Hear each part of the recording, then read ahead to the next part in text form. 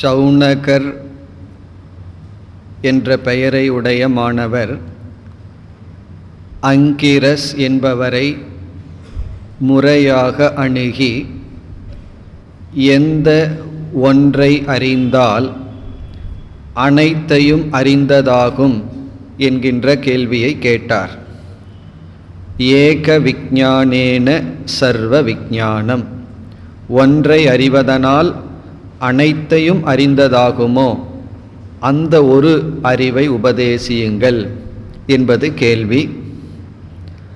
குருவானவர் பதிலை ஆரம்பிக்கும் பொழுது ஒவ்வொரு மனிதர்களாலும் இரண்டு விதமான அறிவு அறியத்தக்கது. துவே வித்யே வேதிதவ்யே, அந்த அறிவுக்கு பெயர் சூட்டுகின்றார். ஒன்று அபராவித்யா, இனி ஒன்று பராவித்யா. அபராவித்யா என்றால் கீழான அறிவு அல்லது உலகத்தை பற்றிய அறிவு அல்லது நிலையற்ற பொருளை பற்றிய அறிவு. பராவித்யா என்றால் மேலான அறிவு அல்லது அழியா பொருளை பற்றிய அறிவு அல்லது பிரம்ம ஞானம். இந்த இரண்டு விதமான அறிவை அடைய வேண்டும் என்று கூறினார். பிறகு எதெல்லாம் அபராவித்யா என்ற விளக்கமும் எது பராவித்யா என்ற விளக்கமும் வர வேண்டும், அதைத்தான் 5வது மந்திரத்தில் குரு விளக்குகின்றார். இப்போ 3வது மந்திரத்தில் கேள்வி, 4வது மந்திரத்தில் பராவித்யா அபராவித்யா என்ற இரண்டு அறிவு உள்ளது என்று சொன்னார். இனி 5வது மந்திரத்தை இன்று பார்ப்போம். இதில்தான் அபராவித்யா எவைகள், பராவித்யா எது என்று குறிப்பிடுகின்றார். இப்பொழுது நாம் 5வது மந்திரத்தை பார்ப்போம்.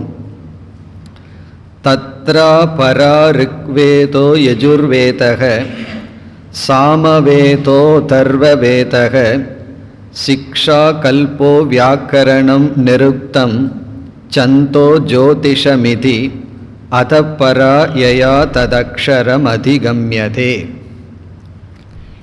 முதல் சொல் தத்ர, அந்த இரண்டு விதமான அறிவுக்குள், பராவித்யா அபராவித்யா என்ற இரண்டு விதமான அறிவுகளுக்குள், அபரா எதெல்லாம் அபராவித்யா, எதெல்லாம் கீழான ஞானம் அல்லது எதெல்லாம் மோட்சத்தை கொடுக்காத ஞானம், எவைகளெல்லாம் ஆரம்பிக்கின்றார்.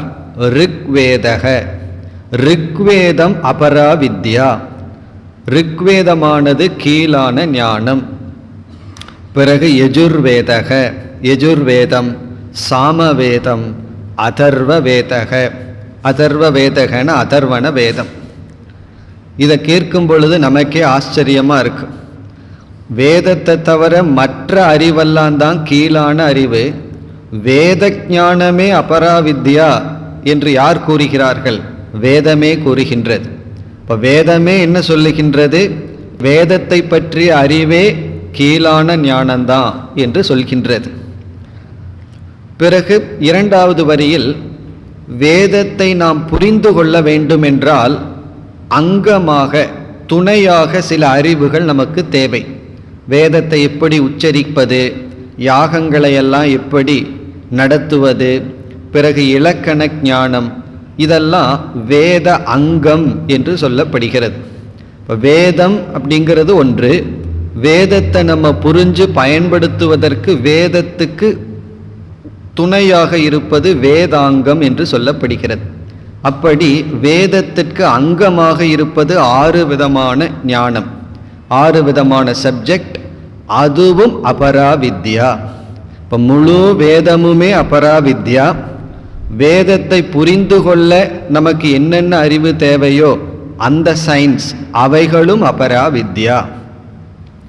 பிறகு பராவித்யாவில் என்னதான் எஞ்சி இருக்க போகின்றது, அது நமக்கு கடைசி வரியில் கிடைக்கின்றது. எது பராவித்யாங்கிறத சுருக்கமாக கூறுகின்றார். பிறகு முதல் 2 வரியில தான் எதெல்லாம் கீழான அல்லது அபராவித்யா என்று குறிப்பிடுகின்றார். இப்போ இதை நம்ம படிக்கும் பொழுது ஒரு சந்தேகம் வரும்.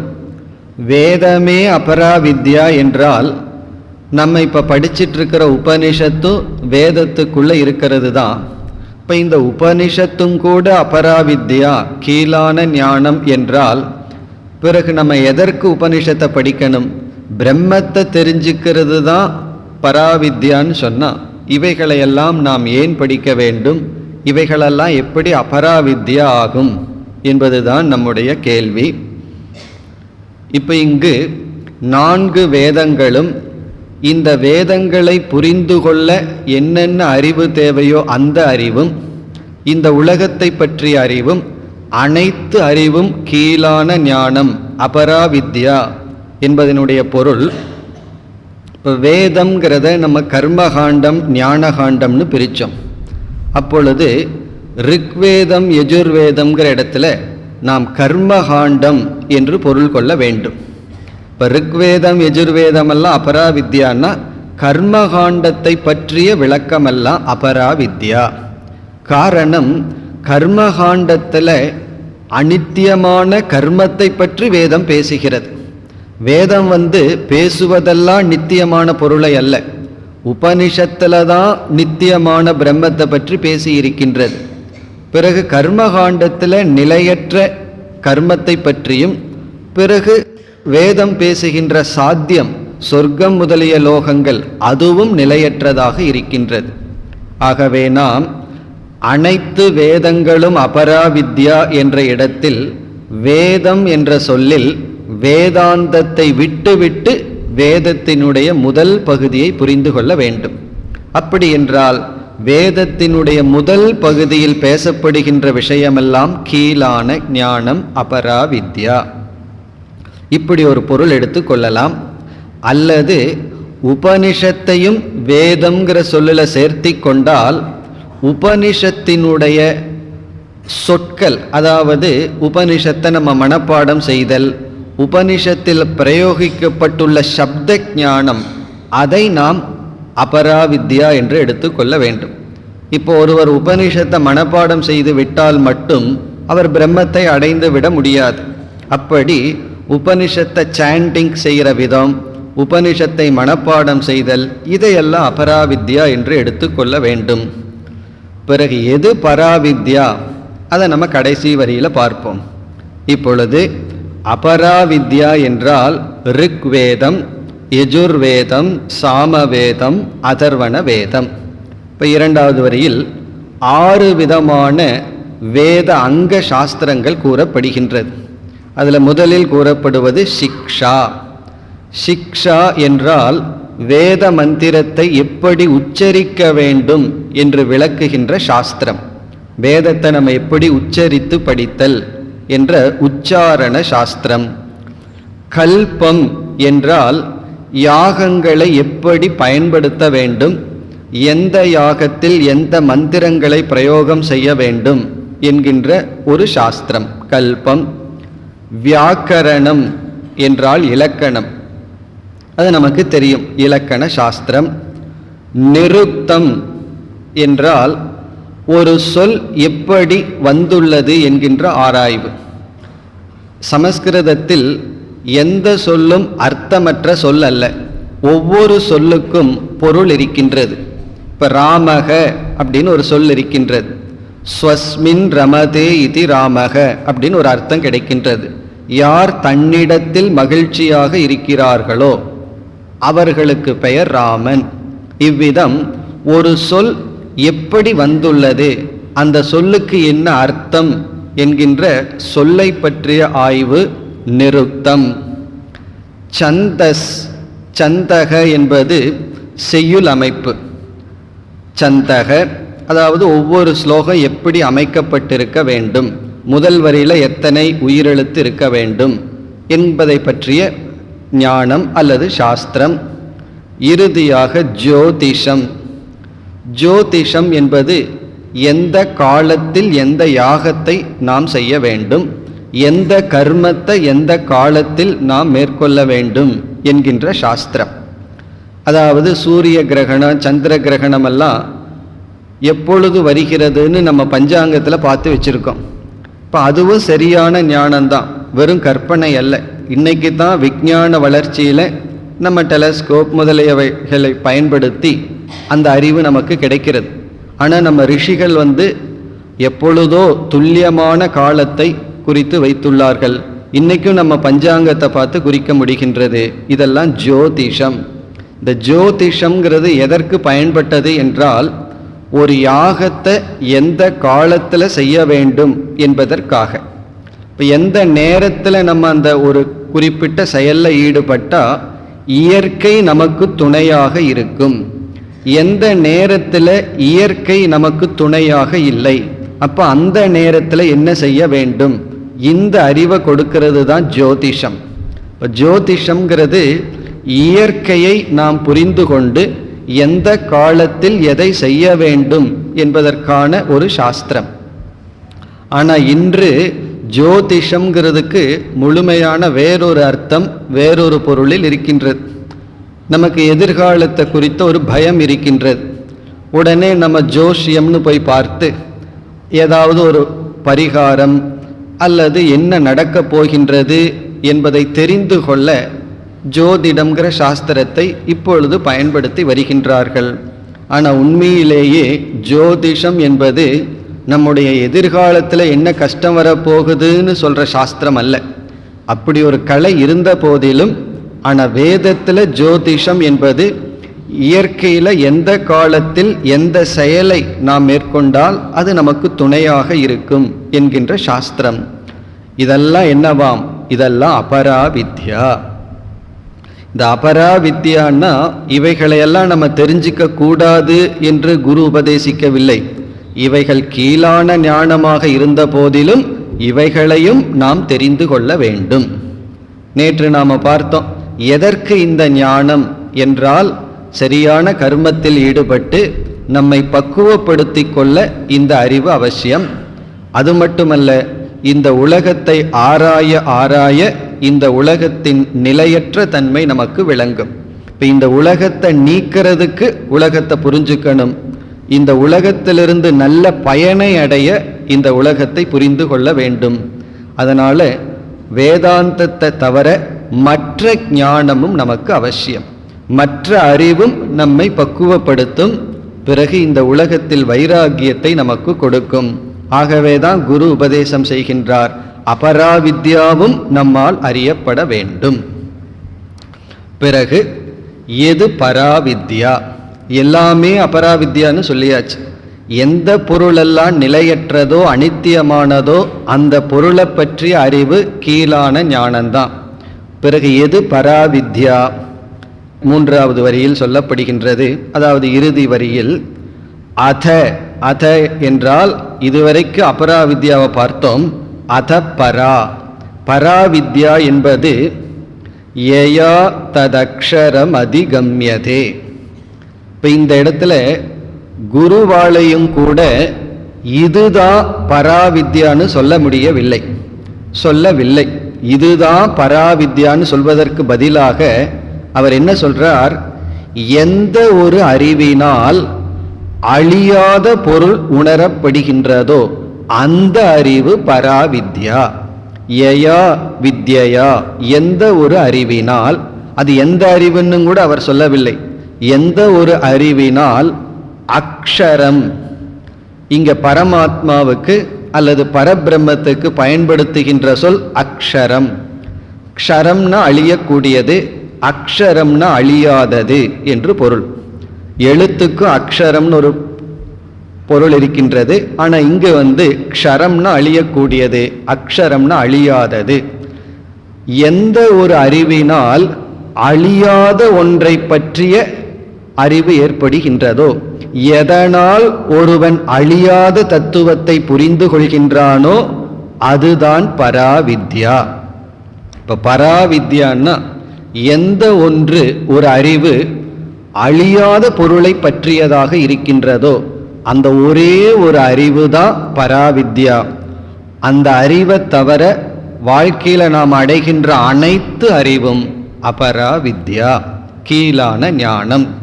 ஆனால் கவனமா இருக்கணும், கீழான ஞானமாக இருந்த போதிலும் அதையும் அறிய வேண்டும் என்று அறிமுகப்படுத்தினார். இப்போ இந்த சிஷ்யனுடைய கேள்வியில நான் எதற்கு எதோ விஷயமான ஞானத்தை எல்லாம் அடையணும், எனக்கு ஒரே ஒரு அறிவு வேணும். அந்த அறிவை அடைஞ்சிட்டன்னா எல்லாத்தையும் அறிஞ்சதற் ஆகின்றது. அந்த அறிவை கொடுங்கன்னு சிஷ்யன் கேட்டிருக்கான். குரு என்ன சொல்கின்றார், அந்த ஒரு அறிவை நான் உனக்கு கொடுக்கிறேன், இருந்தாலும் 2 விதமான அறிவு இருக்கு. ஒன்று உலக சம்பந்தமான ஞானம், தர்மத்தை பற்றியது, உலகத்தை பற்றியது, சாதன சாத்தியத்தை பற்றியது, அதையும் நீ தெரிந்து கொள்ள வேண்டும். பிறகு நீ கேட்ட அந்த ஒன்றையும் தெரிந்து கொள்ள வேண்டும் என்ற விதத்தில் அறிமுகப்படுத்தி, இந்த 5வது மந்திரத்தில் எல்லா அறிவும் அபராவித்யா என்று சொல்லி, எந்த ஒரு அறிவினால் அழியா பொருள் அக்ஷரமானது அறியப்படுகின்றதோ, அதிகம்யதேன உணரப்படுகின்றதோ, அறியப்படுகின்றதோ, அந்த அறிவுதான் பராவித்யான்னு சொன்னார். இனி இதை படித்த உடனே நமக்கு ஒரு சந்தேகம் வரும். எந்த ஒரு அழியா பொருளை அறிவானது கிரகிக்கின்றதோ அது பராவித்யான்னா, அந்த அழியா பொருளான அக்ஷரத்தினுடைய தன்மை என்ன? அக்ஷரம்ங்கிறது பிரம்மன் அர்த்தம். அந்த பரம்பொருள் பரமாத்மாவினுடைய தன்மை என்ன? எப்படிப்பட்டதாக அது இருக்கின்றது? அதை எப்படி நான் அறிந்து கொள்ள வேண்டும்? என்னுடைய அறிவில் அந்த பரம்பொருளை எப்படி புரிந்து கொள்ள வேண்டும் என்கின்ற சந்தேகம் வருகின்றது. அதற்கு பதில் 6வது மந்திரத்தில் வருகின்றது. இப்போ 6வது மந்திரத்தில் தான் இப்பொழுது குருவானவர் பரமாத்மாவுக்கு ஒரு இலக்கணத்தை கொடுக்கின்றார், அல்லது கேள்விக்கான நேரடியான பதில் இங்கு வருகின்றது. இப்பொழுது நாம் 6வது மந்திரத்தை பார்ப்போம். யத்தத்ரேஷ்யமக்ராஹ்யமகோத்ரமவர்ணம் அசக்ஷுஸ்ரோத்ரம் ததபாணி பாதம் நித்யம் விபும் சர்வகதம் சுசூக்ஷ்மம் ததவ்யயம் யத் பூதயோனிம் பரிபஷ்யந்தி தீராகா. இப்போ இந்த 6வது மந்திரத்தில் பரமாத்மாவினுடைய அல்லது அக்ஷரத்தினுடைய லட்சணம் வருகின்றது. இதுதான் இந்த உபநிஷத்தினுடைய முக்கியமான மந்திரம். சிஷ்யனுடைய கேள்விக்கு நேரடியான பதில். இப்போ இனிமேல் வருகின்ற மந்திரங்களெல்லாம் இந்த ஒரு மந்திரத்தில் உள்ள கருத்தை தான் விளக்குகின்றது. ஆகவே இந்த உபநிஷத்தினுடைய மூலமான மந்திரம் 3வது. ஏன்னா அங்கு கேள்வி இருக்கின்றது, அந்த கேள்விக்கான பதில் இங்கு வருகின்றது. இப்போ இந்த மந்திரத்தினுடைய சாராம்சம், இப்படிப்பட்ட தன்மையை உடையது அந்த அக்ஷரம். அக்ஷரம்னா இங்கு அழியாத பொருள். இப்படிப்பட்ட தன்மை உடையதாக நீ அந்த அக்ஷரத்தை, அழியாத பொருளை அறிந்தால் அதுதான் பராவித்யா, அதுதான் மேலான ஞானம். இப்போ நம்ம ஒரு சொல்லை அறிமுகப்படுத்துகின்றோம். ஒரு சொல்லை அறிமுகப்படுத்தியவுடன் அது என்னன்னு கேட்குறோம். உடனே அந்த சொல்லுக்கான விளக்கத்தை நம்ம கொடுத்தாக வேண்டும். இப்போ நம்ம பரமாத்மா அல்லது பிரம்மன், அக்ஷரம், அழியாத பொருள் என்று ஒன்று இருக்கிறது, அதுதான் இந்த உலகத்திற்கு காரணம் என்று சொல்கின்றோம். உடனே நமக்கு கேள்வி வருகின்றது, அந்த பொருள் எப்படிப்பட்ட தன்மையுடன் கூடி இருக்கின்றது? அழியாத பரமாத்மாவினுடைய சொரூபம் என்ன? சமஸ்கிருதத்தில் சொரூபம் என்றால் அதனுடைய உண்மை தன்மை, அதனுடைய தத்துவம், அது என்ன? அதுதான் இங்கு விளக்கப்படுகின்றது. இங்கு வருகின்ற ஒவ்வொரு சொல்லும் அந்த பரமாத்மாவை பற்றிய அல்லது அழியாத பொருளை பற்றிய விளக்கம். ஆகவே நம்ம என்ன சொல்லலாம், இந்த மந்திரத்தை நம்ம படித்து இதிலிருந்து ஒரு அறிவை நம்ம அடைஞ்சோம்னா அந்த அறிவு தான் பராவித்யா. இந்த மந்திரத்தினால நமக்கு ஒரு அறிவு ஏற்பட்டால் அந்த அறிவு எப்படிப்பட்டதா இருக்கும்? இந்த மந்திரம் எதை விளக்குகின்றது? அக்ஷரத்தை விளக்குகின்றது. அக்ஷரம்னா அழியாத பிரம்மத்தை விளக்குகின்றது. இப்போ அழியாத பிரம்மத்தை விளக்குகின்ற இந்த மந்திரத்தினால எந்த ஒரு அறிவு ஏற்படுகிறதோ அந்த ஒரு அறிவு தான் பராவித்யா அல்லது மோட்சத்தை கொடுக்கின்ற வித்யா. நமக்கு முக்தியை கொடுக்கின்ற ஞானம். பின்னி ஒவ்வொரு சொல்ல எடுத்துக்கொண்டு அந்த பிரம்மன் எப்படிப்பட்டது என்று இப்பொழுது பார்க்கின்றோம். இப்போ முதல் சொல் எத்தத், எத்தத் என்றால் எந்த ஒரு, அந்த அக்ஷரமானது அத்ரேஷ்யம். அத்ரேஷ்யம்ங்கிறது அந்த பிரம்மத்துக்கு முதல் இலக்கணம். அத்ரேஷ்யம் என்றால் புலன்களால் அறியப்படாதது. அத்ரேஷ்யம் புலன்களால் அறியப்படாதது அப்படின்னு என்ன அர்த்தம்? அந்த பிரம்மத்துக்கு ரூபம்ங்கிறது கிடையாது, உருவம் கிடையாது. உருவம் இருந்தால் அது கண்ணில் அறியப்பட்டு விடும். அந்த பிரம்மனுக்கு சப்தம்ங்கிறது கிடையாது. அந்த பிரம்மத்திடம் சப்தம் இருந்ததுன்னா காதுல அந்த பிரம்மத்தை கேட்டுடலாம். பிறகு அந்த பிரம்மத்தை தொட்டு உணர முடியாது, அதுக்கு ஒரு உணர்வு கிடையாது. உணர்வு கிடையாதுன்னா நம்ம தொட்டு உணரும் நிலையில் அது இல்லை. பிறகு அதை சுவைக்க முடியாது, அதை நுகர முடியாது. இப்படி அத்ரேஷ்யம் என்றால் ஐம்புலன்களுக்கு பொருளாக வராதது. இப்ப நான் பிரம்மத்தை பார்த்தேன்னு சொன்னா நீ பார்த்ததனாலேயே அது பிரம்மன் இல்லைன்னு சொல்லி விடலாம். ஒருவர் சொன்னார், நேத்து கனவுல வந்தார், கனவுல பார்த்தேன். அது கனவுல பார்த்தாலும் சரி, நினைவுல பார்த்தாலும் சரி, எது பார்க்கப்படுகிறதோ அது பிரம்மன் அல்ல. பிறகு பார்க்கப்படுவது பிரம்மன் அல்லன்னா தியானத்திலிருந்து சில காட்சிகள் கிடைக்கின்றதேனா அந்த காட்சிகள் எல்லாம் இஷ்ட தேவதை, ஈஸ்வரன், மாயையுடன் கூடிய பிரம்மன். இந்த பிரம்மத்தை நம்ம ரெண்டா பிரிக்கிறோம். இந்த பிரம்மன்கிற தத்துவம் மாயையோடு சேர்ந்து இருக்கு, மாயை சேராமலும் இருக்கின்றது. இந்த மாயையோடு சேர்ந்து இருக்கிற பிரம்மத்தை அடுத்த மந்திரத்துல பார்ப்போம்.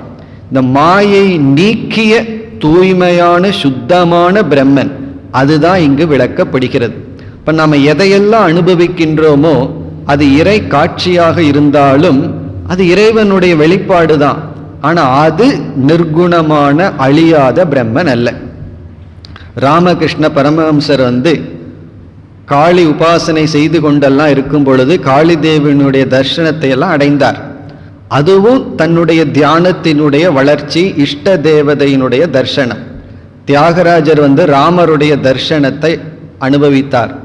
இதெல்லாம் வெறும் மனதினுடைய கற்பனைன்னு சொல்லிவிட முடியாது. இதெல்லாம் இமேஜினேஷன்கிற லெவல்ல நம்ம இறக்கி விட முடியாது. அப்படி இருந்ததுன்னா நம்மளும் நினைச்சு பார்க்கணும், நமக்கு அப்படி ஒரு காட்சி வரணுமே. இதெல்லாம் உபாசனையினுடைய தியானத்தினுடைய பலன்.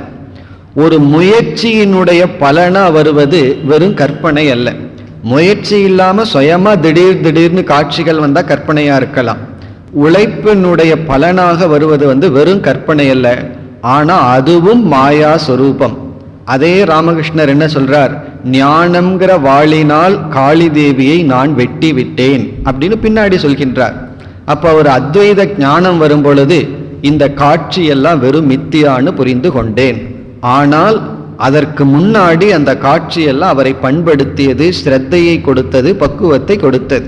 அப்படி எதையெல்லாம் நாம் அனுபவிக்கின்றோமோ அது பிரம்மன் அல்ல. பிறகு யார் பிரம்மன்? அந்த அனுபவத்திற்கு மூல காரணமாக இருக்கின்ற அறிவு சொரூபம்.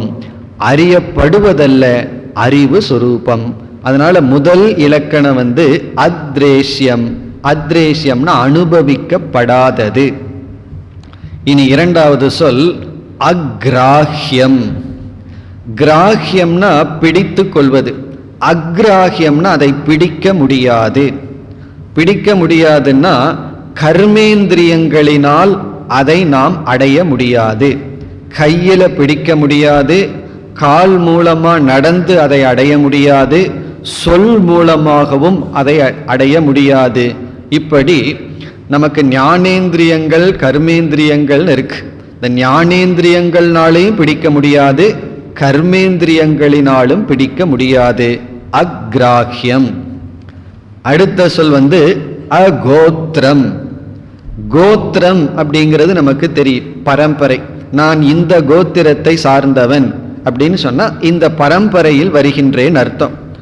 இந்த நிர்குண பிரம்மத்திற்கு, அக்ஷரமான பிரம்மத்திற்கு கோத்திரம் இருக்கா அப்படின்னு கேட்டா உபனிஷத் கூறுகிறது அகோத்திரம். இது கோத்திரம் அற்றது. இந்த கோத்திரம் இல்லை அப்படின்னு சொல்வதிலிருந்து பிறப்பற்றது என்ற கருத்து கூறப்படுகிறது. இந்த பிரம்மத்துக்கு பிறப்பு கிடையாது. நமக்கு பிறப்புன்னு ஒன்று இருந்தாத்தேன இந்த கோத்திரத்தில் நான் பிறந்துள்ளேன், இந்த ஜாதியில நான் பிறந்துள்ளேன், இந்த மதத்தில் நான் பிறந்துள்ளேன் அப்படின்னு எல்லாம் சொல்ல முடியும். பிறப்பே இல்லை என்ற கருத்து அகோத்திரம் என்ற சொல்லில் கூறப்படுகிறது. அப்ப அந்த பிரம்மன் எப்படிப்பட்டது? பிறப்பற்றது, இந்திரியங்களினால் கிரகிக்க முடியாததாக இருக்கிறது. இனி அடுத்த சொல் அவர்ணம். அவர்ணம் என்றால் எந்த குணமும் அற்றது, எந்த தன்மையும் அதற்கு கிடையாது. இப்ப தன்மைனா கடினமாக இருத்தல், மென்மையாக இருத்தல், திரவமாக இருத்தல், இப்படிப்பட்ட தன்மைகளெல்லாம் கிடையாது. இங்க வர்ணம்ங்கிற சொல் தன்மையை குறிக்கின்றது. இப்ப முதல் வரியில பார்த்தோம்னா எந்த தன்மையும் அற்றது, பிறப்பற்றது, மெய் வாய் போன்ற இந்திரியங்களினால் கிரகிக்க முடியாததாக இருக்கிறது. இதெல்லாம் பிரம்மத்தினுடைய தன்மை, இப்படிப்பட்ட தன்மையாக அது இருக்கின்றது. இது முதல் வரி. இனி இரண்டாவது வரியில பார்த்தோம்னா நம்ம என்ன நினைக்கலாம், பிரம்மன் காணப்படும் பொருள் அல்ல, ஆனா அந்த பிரம்மத்துக்கு கண் இருக்கலாமா, காது இருக்கலாமா அப்படின்னு ஒரு சந்தேகம் வரும் பொழுது அசக்ஷு ஸ்ரோத்ரம், அந்த பிரம்மத்துக்கு கண்ணும் கிடையாது, காதும் கிடையாது. அசக்ஷுகுண கண் அற்றது, காது அற்றது. இதனுடைய பொருள் என்னவென்றால், இந்த பிரம்மன் கண்ணும் அல்ல, காட்சியும் அல்ல. அதுதான் இரண்டு வரியினுடைய சாரம். இதுக்கு கண்ணும் கிடையாது, இதற்கு காட்சியும் இல்லை. கண்ணற்றது, காட்சியற்றது. காட்சினா பார்க்கப்படும் பொருள், கண்ணுனா பார்க்கின்ற ஒரு கருவி. அந்த பிரம்மத்துக்கு கண்ணும் இல்லை, அந்த பிரம்மத்துக்கு காட்சியும் இல்லை. அசக்ஷு ஸ்ரோத்ரம். பிறகு அந்த பிரம்மத்திற்கு கை கால்கள் எல்லாம் இருக்கின்றதான்னா தது அபாணி பாதம். பாணினா கை, பாதம்னா கால்கள். அது கையற்றது, காலற்றது. இதெல்லாம் ஏன் சொல்லப்படுகிறதுனா, நமக்கு கண் இருக்கு, கை இருக்கு, கால் இருக்கு. நாம் ஒரு கடவுளை கற்பனை பண்ணோம்னா அதற்கும் கை காலெல்லாம் இருக்கிறது போலயே நமக்கும் கற்பனை தோன்றும். விவேகானந்தர் கூறுவார், ஒரு எருமை கடவுளை வழிபடணும்னு விரும்புச்சுன்னா ஒரு எக்ஸ்ட்ரா 2 கை போட்டு 4 கொம்பு எக்ஸ்ட்ரா போட்டு ஒரு எருமை உருவத்தை வச்சு தான் அது வழிபடுமா. காரணம் என்ன? தன்னையே போலதான், ஆனா தன்னை விட ஒரு சக்தி அதிகத்துடன் கூடியதாகத்தான் அந்த எருமை நினைக்க தோன்றும். அதுபோலதான் மனிதர்கள் இறைவனை வழிபடும் பொழுது ஒரு 2 கை எக்ஸ்ட்ரா வச்சு சில சக்திகள் எல்லாம் வச்சு வழிபடுகின்றார்கள். இந்த வழிபாடு ஒரு படி. அந்த பிரம்மன் மாயையோடு வெளிப்படும் பொழுது அனந்த ரூபம், அனந்த நாமத்தை எடுக்கின்றார். ஆனா அந்த பிரம்மன் தன்னளவில் இருக்கும் பொழுது அதற்கு உடல் கிடையாது, கைகால்கள் கிடையாது, கண் கிடையாது. அப்போ 2 வரியில் நமக்கு கிடைத்த அறிவு, அந்த அழியாத அக்ஷரம், அழியா பொருள் கண்ணும் அல்ல, காட்சியும் அல்ல, கருவியும் அல்ல, காணப்படும் பொருளும் அல்ல. கருவின இந்திரியங்கள், உடல், இவைகளும் அல்ல, இவைகளினால் அறியப்படும் பொருள் அல்ல. இதெல்லாம் ஆரம்பத்தில் கேட்கும்போது நமக்கு கொஞ்சம் வேகாத்தான் இருக்கும். மேலே படிக்க படிக்க நமக்கு அது எப்படி இருக்குங்கிற தன்மை மெதுவாக நமக்கு விளங்கும். இனி 3வது வரிக்கு வந்தால், பிறகு இருக்கானே சந்தேகம் வந்துடும். ஒரு பொருளுக்கு கண்ணும் கிடையாது, காதும் கிடையாது, காலும் கிடையாதுன்னு சொன்னா சரி, அதை நம்ம பார்க்க முடியுமானா பார்க்கவும் முடியாது, கேட்கவும் முடியாது, பிடிக்கவும் முடியாதுன்னு சொன்னா அது இருக்கான்னு ஒரு சந்தேகம் வந்துவிடும். உடனே இங்கு குரு கூறுகின்றார், நித்தியம். நித்தியம் என்றால் என்றும் இருப்பது. ஆனா அது இருக்குன்னு சொல்றார். இந்த நித்தியம் என்கின்ற சொல் காலத்தினால் வரையறுக்கப்படாதது என்று பொருள். இப்ப நம்ம உடல் இருக்கு, அது நித்தியமா அல்ல.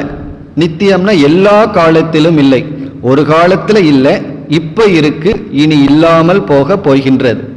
நித்தியம்ங்கிற சொல்லுக்கு அது எல்லா காலத்திலும் இருக்கின்றது, நித்தியம். நீ அடுத்த சொல் விபுங்கிறது இருக்கு, அதை பிறகு பார்ப்போம். அதற்கு அடுத்த சொல் சர்வகதம். சர்வகதம் என்றால் எல்லா இடத்திலும் வியாபித்து இருக்கின்றது. காலத்தினால் வரையறுக்கப்படாதது அப்படிங்கிறது கூறப்படுகிறது. சர்வகதம்ங்கிற சொல்லுல இடத்தினால் வரையறுக்கப்படாதது என்ற கருத்து கூறப்படுகிறது.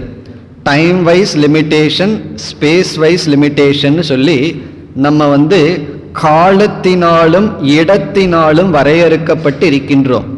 இப்ப இந்த உடல் இந்த இடத்துல தான் இருக்கு, வேற இடத்துல கிடையாது. பிறகு இந்த காலத்துல தான் இருக்கு, கொஞ்சம் வருஷத்துக்கு அப்புறம் இல்லாமல் போக போகின்றது. அப்படி எந்த ஒரு பொருளும் காலத்தினால் வரையறுக்கப்படுகின்றது, பிறகு இடத்தினாலும் வரையறுக்கப்படுகிறது. நாம இங்க வந்துட்டா வீட்டில் இல்லை, வீட்டில் இருந்தோம்னா இங்க கிடையாது. அப்படி நம்முடைய உடல் ஸ்பேஸ் வைஸ் லிமிட்டட், இடத்தினால் வரையறுக்கப்படுகிறது. இந்த பிரம்மனும் அப்படியா என்றால் அப்படி இல்லை. இந்த பிரம்மன் சர்வகதம் என்றால் எல்லா இடத்திலும் வியாபித்துள்ளது, இடத்தினாலும் காலத்தினாலும் வரையறுக்கப்படவில்லை. பிறகு குருவானவர் ஒத்துக்கிறார், இந்த பிரம்ம எப்படிப்பட்டது? அடுத்த சொல் சுசூக்ஷ்மம், இது மிக மிக சூக்ஷ்மமானது.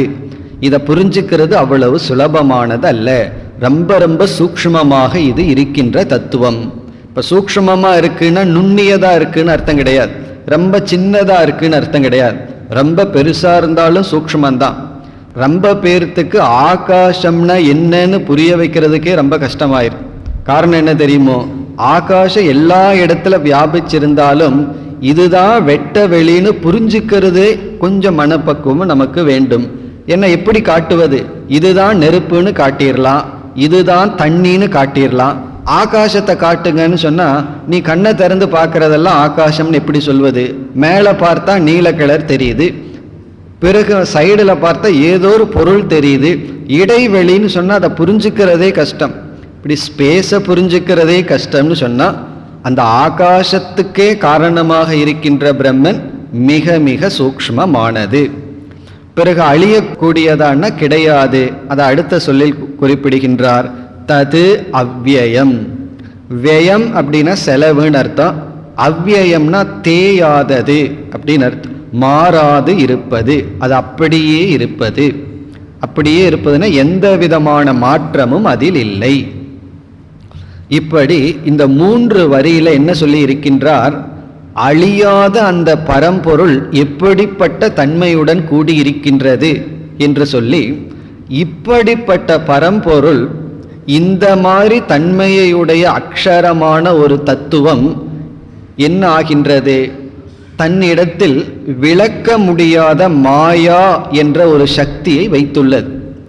மாயாங்கிற சக்தியை தான் வைத்து கொண்டு இப்படிப்பட்ட அழியாத பிரம்மன் மாயையை தன் வசம் வைத்து கொண்டு இந்த உலகத்தை எல்லாம் உற்பத்தி செய்கின்றது, இந்த உலகத்தை தோற்றி வைக்கின்றது.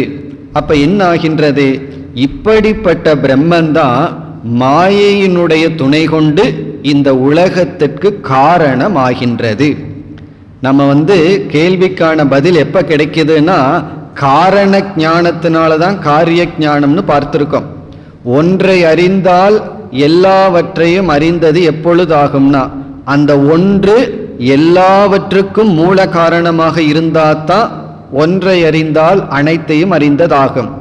ஆகவே அந்த கருத்தை இப்பொழுது அறிமுகப்படுத்துகின்றார். இந்த அனைத்து உலகத்திற்கும் காரணமாக இருப்பதுதான் இந்த பிரம்மன். அது கடைசி வரியில் வருகின்றது, எது பூத யோனி. பூத என்ற சொல்லுக்கு அனைத்தும் அப்படின்னு அர்த்தம், யோனி என்றால் காரணம் என்று பொருள். இப்ப பூத யோனி என்றால் அனைத்திற்கும் காரணம்.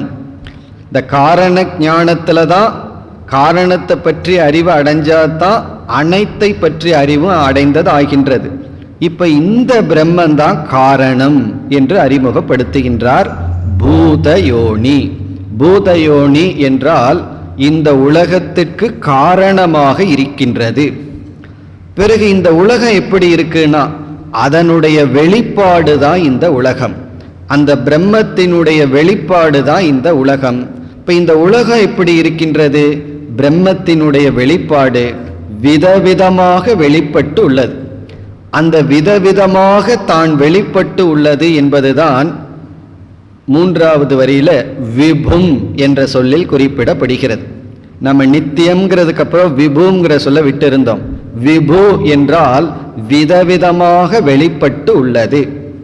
இப்ப களிமண் இருக்கு, அதிலிருந்து விதவிதமான பானையை செஞ்சு வச்சிருக்கோம். நம்ம என்ன சொல்லலாம், களிமண்ண பூதயோனின்னு சொல்லலாம். இங்க பூதம்னா பானைகள் அர்த்தம். எல்லா பானைகளுக்கும் காரணம் களிமண்.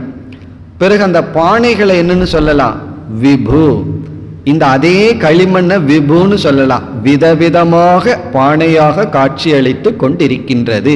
இப்ப இந்த களிமண்ணை பூதயோனின்னு சொல்றோம், காரணம்ங்கிற அடிப்படையில. அதே களிமண்ண விபு, விதவிதமாக தன்னை தோற்றி வைத்து கொண்டுள்ளது. பூதயோனி. இந்த பூதயோனிங்கிற வார்த்தை தான் கேள்விக்கான நேரடியான பதில். இங்க சிஷ்யன் என்ன கேள்வி கேட்டான், கஸ்மின்னு விஜ்ஞாதே சர்வமிதம் விஜ்ஞாதம். எந்த ஒன்றை அறிந்தால் அனைத்தையும் அறிந்ததாகிறதோ அந்த ஒன்றை எனக்கு உபதேசியுங்கள்.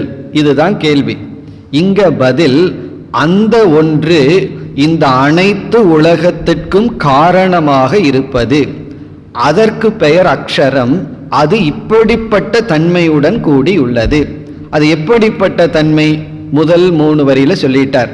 அதாவது அது கண்ணும் அல்ல, காட்சியும் அல்ல, காலத்தாலும் தேசத்தாலும் வரையறுக்கப்படாத ஒரு தத்துவம். அந்த ஒரு தத்துவம் தான் மாயா என்ற தத்துவத்தின் துணை கொண்டு இந்த உலகத்திற்கு காரணமாக இருக்கின்றது. அப்ப இங்க காரணம்னு அந்த பிரம்மத்தை அறிமுகப்படுத்தியவுடன் நம்ம என்ன புரிஞ்சுக்கலாம், இந்த உலகத்திற்கு எது மூல காரணமோ அதை தெரிந்து கொண்டால் அனைத்தையும் நாம் தெரிந்து கொண்டதாகின்றது. எப்படி 100 பானை 100 விதமான டிசைன்ல சைஸ்ல இருந்தாலும் களிமண் என்ற ஒரு அறிவு வந்துவிட்டால் அனைத்து பானையை பற்றிய அறிவு நமக்கு வந்து விடுகிறதோ, அல்லது விதவிதமான டிசைன்ல செயின் இருக்கு, நகைகள் இருக்கின்றது, தங்கந்தான்கிற ஒரு அறிவு வந்துவிட்டால் எல்லா விதமான நகைகளையும் அறிந்ததாகின்றதோ, அதுபோல இங்கு இந்த அனைத்து உலகத்திற்கும் ஒரு மூல காரணத்தை அறிந்தால் அனைத்து உலகத்தையும் அறிந்ததாகின்றது. இதையெல்லாம் யார் பார்க்கின்றார்கள்? இப்படிப்பட்ட பிரம்மத்தை நம்மால பார்க்க முடியுமா? அப்படி பார்ப்பவர்கள் யார்?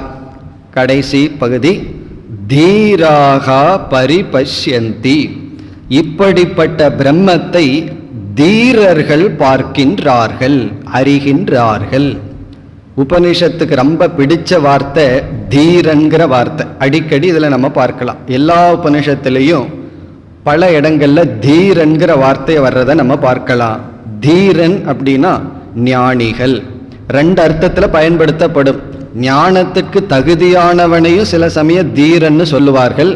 ஞானத்தை அடைஞ்ச ஞானிகளையும் தீரன் என்று அழைக்கப்படுகிறது. தீராகா, தீரர்கள், ஞானிகள். பரிபஷ்யந்தி, பரிபஷ்யந்தினா இந்த அனைத்து உலகத்திற்கும் காரணமான பிரம்மத்தை எங்கும் காண்கிறார்கள். இந்த அஞ்ஞானிகள் பிரம்மத்தை எங்குமே பார்க்கவில்லை. ஞானி பிரம்மத்தை எல்லா இடத்திலும் பார்க்கிறார்கள். அதுதான் இந்த 2 பேர்த்துக்குள்ள ஆச்சரியமான ஒரு வித்தியாசம். பார்க்கறதெல்லாம் பிரம்மன்னு ஞானி சொல்றான், நான் எங்க பார்த்தாலும் எனக்கு பிரம்மன் கிடைக்கலையேன்னு சொல்லி அஞ்ஞானி சொல்கின்றான். இங்க உபனிஷத் கூறுகின்றது, தீரர்கள் இப்படிப்பட்ட பிரம்மத்தை எங்கும் எதிலும் பார்க்கின்றார்கள். இப்ப நமக்கு என்ன பதில் கிடைக்கின்றது? இந்த உலகத்திற்கு மூலமான காரணம் இப்படிப்பட்ட தன்மையுடைய ஒரு பொருள், அது பூதயோனி, உலகத்திற்கு காரணம். அதை அறியும் பொழுது நாம் அனைத்தையும் அறிந்ததாகின்றோம். இனி நமக்கு அடுத்த சந்தேகம் என்ன தெரியுமோ? அந்த காரணம் எப்படிப்பட்டது? காரணம்னு சொல்லும் பொழுதே விதவிதமான காரணங்கள் இருக்கின்றது. எப்படி? இப்ப பானை என்று ஒன்று உருவாக்கப்பட்டு விட்டால் அதற்கு களிமண் ஒரு விதமான காரணமாக இருக்கின்றது. இப்ப களிமண் பானைக்கு காரணம்னா திடீர்னு களிமண் எல்லாம் அப்படியே பானையாக ஆகி நிற்பதில்லை. தங்கம் நகைக்கு காரணம்னா தங்கம் திடீர்னு நகையாக மோதிரமாக மாறி நிற்பதில்லை. பிறகு களிமண் என்கின்ற மூல காரணத்தை அறிவுடைய ஒருவன் காரியமாக மாற்ற வேண்டும். அதே போல தங்கம் என்கின்ற ஜடமான ஒரு பொருளை அறிவுடைய ஒருவன் நகையாக மாற்ற வேண்டும். இந்த அறிவுடைய ஒருவன் ஒரு பொருளை கையாண்டு காரணத்தை உற்பத்தி செய்கின்றான் அல்லவா, அவனுக்கு நிமித்த காரணம்னு பேர். நிமித்த காரணம்னா அவனுடைய அறிவின் நிமித்தமாக இது உருவாகின்றது. அவனுடைய அறிவு, அவனுடைய ஸ்கில், அவனுடைய திறமையினால் வருகின்றது. பானை உருவாகிறதுக்கும் திறமை வேணும். இந்த பானை செய்பவர்களிடம் நம்ம போய் பார்த்து அதே போல களிமண் எடுத்து நம்மால பானையை பண்ண முடியும்னா முடியாது. அது அவனுடைய கைக்குத்தான் அந்த திறமை இருக்கின்றது. களிமண்ணிலிருந்து ஒரு பானையை உருவாக்கு. நீங்க போய் கை வச்சு பாருங்க, கை நம்ம கிட்ட இருக்காது. காரணம் என்ன? அதற்கு ஒரு தனி திறமை வேண்டும். அப்படி ஒரு திறமை, ஒரு அறிவு இருந்தாதான் ஒரு பொருளை எடுத்து உருவாக்க முடியும். அப்படி இந்த பெரிய உலகத்தை உருவாக்க வேண்டுமென்றால் இதை உருவாக்குகின்ற காரணம் மூல காரணமாக ஒன்று இருக்கு. பிறகு அந்த மூல காரணத்தை பயன்படுத்தி இவ்விதம் உருவாக்க ஒரு அறிவுபூர்வமான காரணம் தேவை. இந்த களிமண்ணுக்கு உபாதான காரணம் என்று பெயர். களிமண்ணுக்கும் தங்கத்துக்கெல்லாம் உபாதான காரணம்.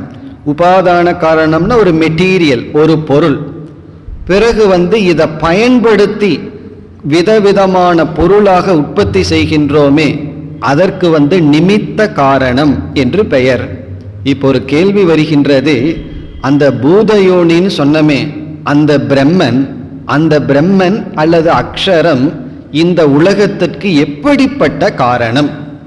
இது உபாதான காரணமா இருக்கா அல்லது நிமித்த காரணமா இருக்கா? எல்லோராலும் ஏற்றுக்கொள்ளப்படுகின்ற பொருள் இந்த பிரம்மன் நிமித்த காரணமா இருக்கு. எங்கேயோ இறைவன் இருந்து கொண்டு இந்த உலகத்தை படைக்கின்றார்ங்கிறது பொதுவாக ஆரம்ப நிலையில் புரிந்து கொள்ளப்படுகின்ற கருத்து.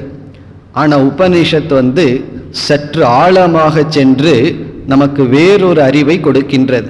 அது என்ன அறிவு என்றால், இந்த உலகத்திற்கு பூதயோனி அல்லது பிரம்மன்கிறவர் வெறும் நிமித்தமாக மட்டும் இருந்தால், அவர் இந்த உலகத்தை படைக்கிறதுக்கு வெறும் நிமித்த காரணம். அதாவது குயவனை போல அல்லது தங்கத்தை நகைகளாக ஆக்குபவரை போல மட்டும் இருந்தால், அடுத்த கேள்வி வருது, இந்த பிரம்மத்திற்கு இந்த பொருள் எல்லாம் எங்கிருந்து கிடைச்சது?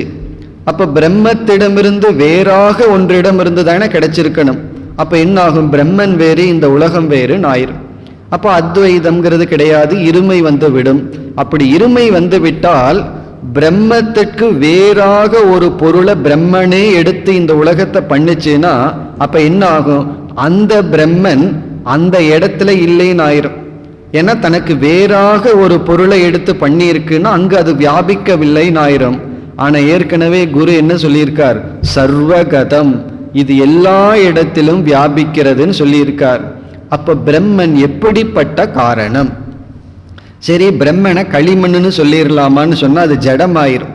அப்புறம் பிரம்மனை களிமண் போல காரணம்னு சொல்லிவிட்டா இப்ப பிரம்மத்துக்கு வேற ஏதோ ஒரு அறிவு பொருள் பிரம்மத்தை எடுத்து இந்த மாதிரி பண்ணியிருக்கு. அப்ப பிரம்மத்தை இந்த மாதிரி வேற ஏதோ ஒரு அறிவு தத்துவம் பண்ணியிருக்குன்னு ஆகும். பிரம்மத்தை அறிவு தத்துவம்னு சொல்லிவிட்டால் அப்ப பிரம்மன் எங்கிருந்து இந்த பொருளை எல்லாம் எடுத்து இந்த உலகத்தை படைத்தார் என்ற கேள்வி வருகின்றது. இப்ப இந்த கேள்விக்கான பதில் 7வது மந்திரத்தில் நமக்கு கிடைக்கின்றது. இப்ப நம்ம 7வது மந்திரத்தை பார்த்தால், யதோர்ணநாபி ஸ்ருஜதே கிருண்ணதே ச யதா பிருத்திவ்யாம் ஓஷதய சம்பவந்தி யதா சதபுருஷாத் கேஷலோமாணி ததாக்ஷராத் சம்பவதீக விஸ்வம். மிக அழகான மந்திரம். அதாவது 3 உதாகரணங்கள் இங்கு கொடுக்கப்பட்டு இதை போல பிரம்மன் காரணமாக இருக்கின்றது. இப்ப நம்முடைய கேள்வி எப்படி இருக்கின்றது? இந்த உலகத்தை படைக்க பரம்பொருள் எப்படிப்பட்ட காரணம்? அதாவது உபாதான காரணமா இருக்கா, களிமண்ணை போல காரணமா, களிமண்ணை கையாளுபவனை போல காரணமா? இங்கு உபனிஷத் கூறுகின்ற பதில், இந்த இரண்டுமே பிரம்மந்தான். களிமண்ணை போல இருக்கிறதும் பிரம்மந்தான், அந்த களிமண்ணை கையாளுகின்ற குயவனை போல இருக்கிற காரணம் பிரம்மந்தான். இரண்டும் பிரம்மந்தான். அப்ப பிரம்மனை நம்ம என்ன சொல்றோம்? இந்த உலகத்திற்கு காரணம்னா உபாதான காரணமாகவும் நிமித்த காரணமாகவும் இருக்கின்றது. உடனே நமக்கு ஒரு சந்தேகம் வரும், குயவன் தனக்கு வேறான ஒரு பொருளை எடுத்து தானே பானைகளாக மாற்றுகின்றான், அது எப்படி ஒரே ஒரு பொருள் உபாதானமாகவும் நிமித்தமாகவும் இருக்க முடியும்? ஒரே ஒரு பொருள் தானே நிமித்தம் தானே உபாதானமாகவும் எப்படி இருக்க முடியும்? இப்படி ஒரு சந்தேகம் வரும்பொழுது அந்த சந்தேகத்தை நீக்குவதற்கு 3 உதாகரணங்கள் கொடுக்கப்படுகிறது. அந்த 3 எக்ஸாம்பிள்லையும் ஒரே ஒரு பொருள் ஒரு விதமான சிருஷ்டிக்கு தானே உபாதானம் தானே நிமித்தமாக இருக்கின்றது. அந்த பொருள் என்ன? அந்த உதாகரணம் என்ன? யதா ஊர்ண நாபிகி. ஊர்ண நாபி என்றால் சிலந்தி. இந்த சிலந்தி பூச்சியானது தன்னுடைய வலையை உற்பத்தி செய்ய எங்கிருந்து பொருளை எடுத்து வந்தது? மற்ற பறவைகளா இருந்தால் வெளியிருந்து எடுத்துட்டு வந்து கூடு கட்டும். ஆனா தன்னுடைய கூட்டை கட்ட சிலந்தி எங்கிருந்து பொருளை எடுக்கின்றது? அது தன்னிடமிருந்தே எடுக்கின்றது. பிறகு தன்னிடமிருந்து பொருளை எடுத்து யாரையாவது துணையை நாடி நீங்க எனக்கு சிலந்தி வளைய பின்னி கொடுங்கள்னு சொல்லுதான்னா அதுவும் கிடையாது, தானே நிமித்த காரணமாகவும் இருக்கின்றது. எப்படி சிலந்தி பூச்சியானது தன்னுடைய வலைக்கு தானே உபாதானம் தானே நிமித்தம், அதுபோல இந்த உலகிற்கு பிரம்மன் தானே உபாதான காரணம் தானே நிமித்த காரணம். இதற்கு இனி ஒரு எக்ஸாம்பிள் சொல்லணும்னா நம்முடைய கனவு உலகம். இப்ப கனவு உலகத்தை நம்ம அனுபவிக்கிறோம். கனவு உலகத்தில் இருக்கிற பொருள்களை எல்லாம் யாரு படைச்சது? அதுக்கு நம்ம தான் காரணம். எப்படி? அந்த பொருளையும் நம்ம தான் படைக்கிறோம், கனவுக்குள்ள எல்லா செயல்களையும் நம்ம தான் செய்கின்றோம். இப்ப கனவுங்கிற உலகத்திற்கு நாமளே நிமித்த காரணம் உபாதான காரணம்.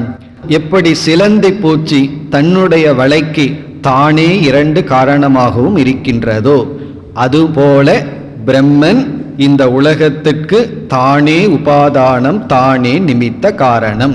அப்படின்னா என்ன நமக்கு கிடைக்குது? அந்த ஒரு பிரம்மத்தை மட்டும் அறிஞ்சிட்டோம்னா அந்த ஒரு பிரம்மன் தானே இந்த உலகமாக அனைத்துமாக இருக்கின்றது. அப்ப அந்த பிரம்மத்தை பற்றி மட்டும் புரிந்து கொண்டால் அனைத்தையும் அறிந்ததாகின்றது. பிரம்மத்தை பற்றி அறிவு வந்துட்டா எல்லா விதமான அறிவும் வந்ததற்கு சமம்.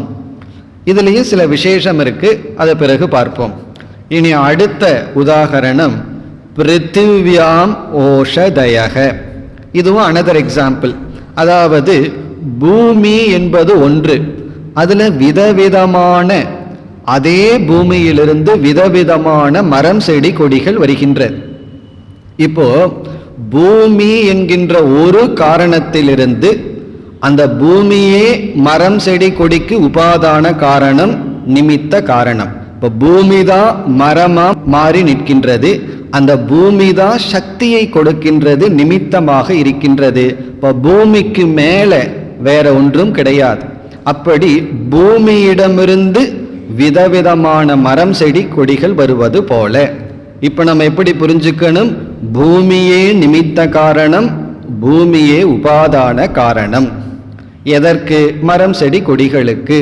சிலந்தி வளைக்கு நிமித்த உபாதான காரணம். இனி அடுத்த உதாகரணம் சதபுருஷாத் கேசலோமானி. சதபுருஷாத்னா உயிருடன் வாழ்ந்து கொண்டிருக்கின்ற மனிதனிடமிருந்து கேசலோமங்கள் வருவது போல, அதாவது ரோமங்கள் முடி வளர்வது போல. இப்ப நம்முடைய உடல் இருக்கு, இந்த உடல் தான் உபாதான காரணம்.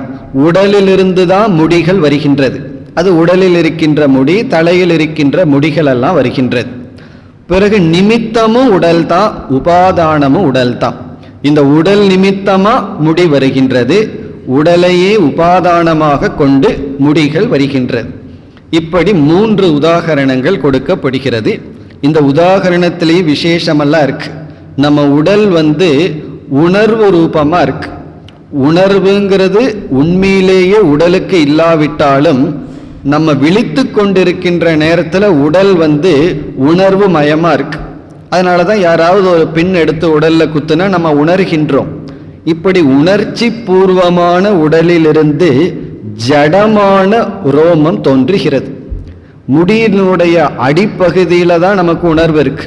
முடிய வெட்டணும் அப்படின்னா நமக்கு வலி ஏற்படுவதில்லை. அதனாலதான் நம்ம பார்பர் ஷாப்ல சந்தோஷமா பேப்பர் வெடிச்சுட்டு அவனை வெட்டுன்னு உட்கார்ந்துக்கிறோம். காரணம் என்ன?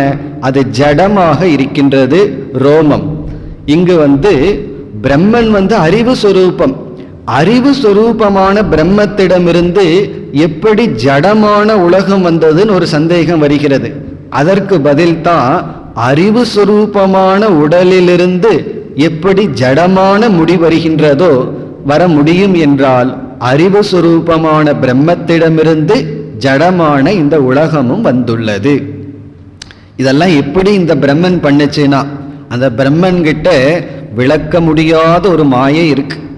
ஏன் அடிக்கடி விளக்க முடியாத மாயைன்னு சொல்லிட்டு வர்றோம்னா, அந்த மாயை பற்றி கொஞ்சம் விளக்குங்கன்னு சொல்லிவிட்டா நம்ம பல மணி நேரம் விளக்கலாம். விளக்கியதற்கு பிறகு புரிஞ்சுக்க முடியலையே அப்படின்னு ஒருவர் புரிஞ்சுக்கிறாருன்னு வச்சுக்குவோம். நம்ம என்ன சொல்லிடுவோம் தெரியுமோ? இப்பதான் நீ மாயை புரிஞ்சுட்டேன்னு சொல்லுவோம். நல்லா விளக்கியதுக்கு அப்புறம் இது புரிஞ்சுக்க முடியாது இருக்குன்னு புரிஞ்சிட்டோம்னா மாயையை புரிஞ்சிட்டோம்னு அர்த்தம். அப்படி அந்த மாயைக்கு ஒரு சொல் அனிர்வச்சனீயம். அனிர்வச்சனீயம்னா அது விவஸ்தையற்றது, அது இப்படியா அப்படியான்னு சொல்ல முடியாத ஒரு தத்துவம். ஆனா பிரம்மத்தை விளக்கிடலாம். இந்த மாயை இருக்கே அது அனிர்வச்சனீயம். அப்படிப்பட்ட ஒரு மாயையை வைத்துக்கொண்டு இந்த உலகத்தை அந்த பிரம்மன் படைக்கின்றது. இந்த மேஜிக் செய்பவர்களும் கூட ஏதோ ஒரு ட்ரிக் அவங்க வச்சிருக்காங்க. அது என்னன்னு தெரியலையேன்னா, அது தெரியாத வரைக்கும் தான் மேஜிக். நமக்கு அது தெரிஞ்சிடுதுன்னு வச்சுக்குவோமே, அங்க ஒரு உற்சாகம் கிடையாது, ஒன்றும் இருக்காது. அப்படி ஒரு மேஜிக்கு எப்படி விளக்க முடியாத ஒரு சக்தியை வச்சுட்டு நடக்க முடியாத நடத்தி காட்டுகின்றானோ, அதே போல பிரம்மனும் விளக்க முடியாத ஒரு மாயையை தனக்குள்ள வச்சுட்டு நடக்க முடியாத நடத்தி காட்டுறார். என்ன நடக்க முடியாதுன்னா, அறிவு சொரூபமா இருந்துட்டு ஜடமான உலகத்தை அவர் உற்பத்தி செய்கின்றார். பூர்ணமாக இருந்து கொண்டு அபூர்ணமான ஜீவர்களை தோற்றி வைக்கின்றார்.